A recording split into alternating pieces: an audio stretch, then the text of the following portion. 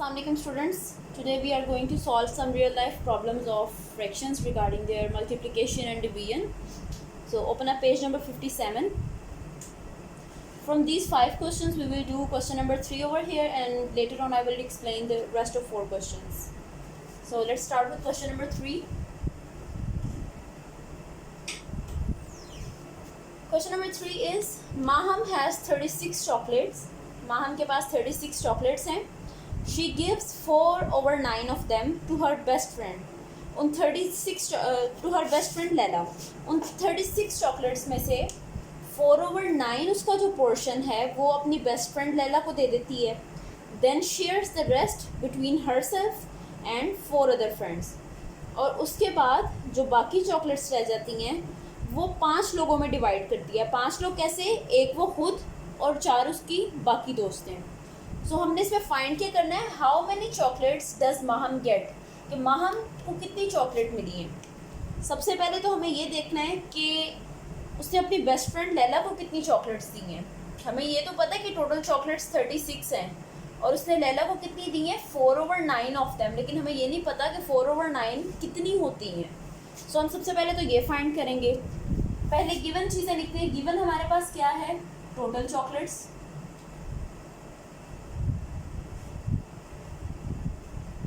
Total chocolates थी 36.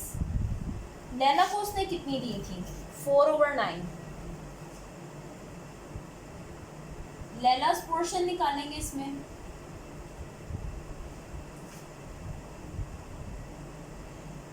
लैला की chocolates कितनी है, 4/9 ऑफ 36.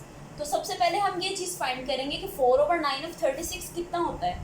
हमें पता है कि 4/9 हम ऐसे लिखेंगे और ऑफ की जगह हम हमेशा लगाते हैं मल्टीप्लाई और आगे लगा देंगे 36. अब इसकी सिंप्लीफिकेशन या कटिंग कर देंगे. सो 9 1 ज़ा 9, 9 4 ज़ा 36. आपके पास 4 मल्टीप्लाई बाय 4 बचा. 4 टाइम 4 इज़ 16. सो लैला के पास कितनी चॉकलेट्स हैं, 16 चॉकलेट्स. ऑलराइट, यहाँ पे जस्ट हम शॉर्ट में लैला लिख लेते हैं. अब ये तो आ गई 16 चॉकलेट्स जो लैला के पास गई. अब हमें ये फाइंड करना है कि माहम के पास अभी कितनी चॉकलेट्स हैं. डिवीजन करने से पहले सिर्फ उसने भी लैला को दी और किसी को भी नहीं दी चॉकलेट्स. सो माहम के पास बाकी कितनी चॉकलेट्स बचेंगी, हम यहाँ पे फाइंड करेंगे रिमेनिंग चॉकलेट्स.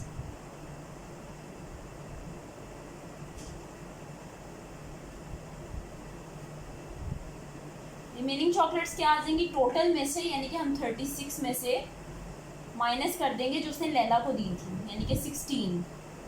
सो 36 में से हम 16 माइनस करेंगे तो हमारे पास आ जाएगा 20. इसका मतलब है कि अभी 20 चॉकलेट्स रिमेनिंग है माहम के पास. अब माहम ने क्या किया है, माहम ने इन चॉकलेट्स की फर्दर डिवीजन कर दी है. कितने लोगों में डिवीजन की थी उसने, 5 पीपल में. 5 किस तरह से, 4 उसकी फ्रेंड्स थी और एक वो खुद थी. ठीक है, तो अब हम यहाँ पे लिखेंगे डिवीजन या माहम के पास कितनी चॉकलेट्स आई. सबसे पहले तो लिखते हैं जी रिमेनिंग पर्सन्स कितने हैं. रिमेनिंग पर्सन्स हैं जी 5. अब हमने फाइंड क्या करना है कि चॉकलेट्स की डिवीजन क्या है. माहम का शेयर क्या बनता है, माहम शेयर निकालेंगे या माहम चॉकलेट्स निकालेंगे. वो क्या आ जाएगा, 20 डिवाइडेड बाय 5. अगर आप इसको फ्रैक्शन में नहीं लिखना चाहते तो आप इसके आगे डिवाइड का साइन डाल के 5 भी लिख सकते हैं. सो 20 को जब हम 5 से डिवाइड करते हैं तो आंसर हमारे पास आता है 4. 5 1 ज़ा 5, 5 4 ज़ा 20. या इसको आप सिंपल लॉन्ग डिवीजन से भी डिवाइड कर सकते हैं. सो इसका आंसर हम क्या लिखेंगे, माहम गॉट 4 चॉकलेट्स या ओनली 4 चॉकलेट्स. ऑलराइट, यहाँ पे हम साइड पे इसका एक आंसर लिख लेते हैं जो कि आपने क्वेश्चन के नीचे लिखना होगा. Maham got 4 chocolates.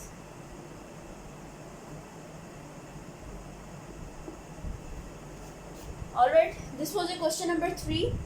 Now I will only explain question number 1, 2, 4 and 5 which you will solve on yourselves in your homework.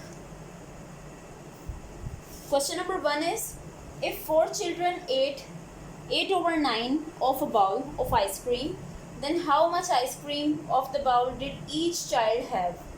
First of all जो इसमें इफ 4 चिल्ड्रन 8 है, इसमें 8 का मतलब है खाना या ईट की सेकेंड फॉर्म होती है ना 8, सो ये वो 8 है कि 4 चिल्ड्रन हैं, उनके पास एक आइसक्रीम का बाउल था जिसमें से उन्होंने 8/9 पोर्शन खाया। ठीक है, आपने बताना है कि हर बच्चे ने कितनी आइसक्रीम खाई होगी। ऑलराइट, सो हम क्या करेंगे, सिंपली जो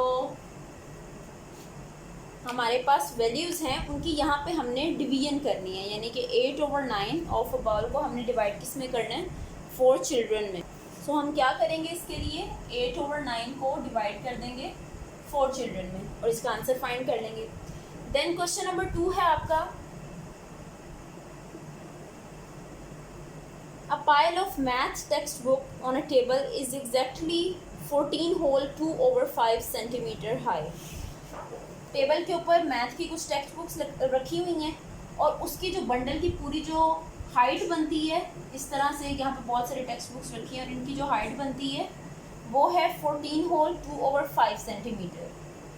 सो if each book is 1 whole 1/5 centimetre thick, how many books make up the pile. हमें नहीं पता कि पाइल में भी कितनी बुक्स हैं, हमें ये पता है कि टोटल उसकी हाइट कितनी है और एक बुक की हाइट कितनी है, इतनी, ये चीज़ हमें पता है और ये पता है।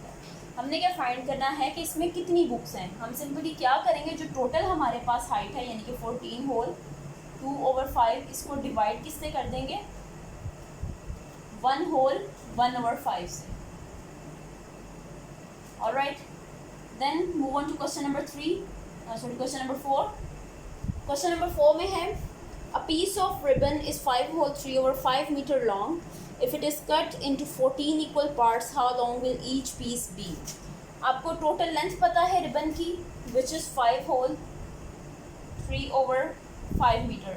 ऑलराइट, आपने इसकी करने हैं 14 पोर्शंस, यानी कि इसको 14 पार्ट्स में डिवाइड कर देना है। सो आपके पास आ जाएगा कि हर पार्ट की लेंथ कितनी आई है आपके पास। Alright, now we will move on to question number 5। Question number 5 is, a cupcake takes 1/4 of an hour to bake. How many cupcakes can be baked in 1 whole 1/2 hours? इस question के दो portions बनेंगे। किस तरह से, पहली statement है, a cupcake takes 1/4 of an hour to bake। सबसे पहले तो आपको पता होना चाहिए कि 1 आवर का 1/4 कितना होगा। 1/4 को हम डिवाइड किससे करेंगे, क्या 1 से करेंगे? No, not at all, because 1 hour में कितने मिनट्स होते हैं, 60, तो हम 1/4 ऑफ 60 मिनट्स निकालेंगे। ऑलराइट, हमें पता चल जाएगा कि एक कप कितनी देर में बेक होता है। आपने क्या फाइंड करना है कि 1 होल 1/2 आवर्स में कितने कप्स आप बेक कर सकते हैं। सो आप क्या करेंगे, आपके पास यहाँ से जो आंसर आएगा उससे मल्टीप्लाई कर देंगे आप इस 1 होल 1/2 को। ऑलराइट, सो इस तरह से आपको ये क्वेश्चन सॉल्व हो जाएंगे। So question number 1, 2, 4 and 5 will be for your homework and we have already done question number 3. Thank you.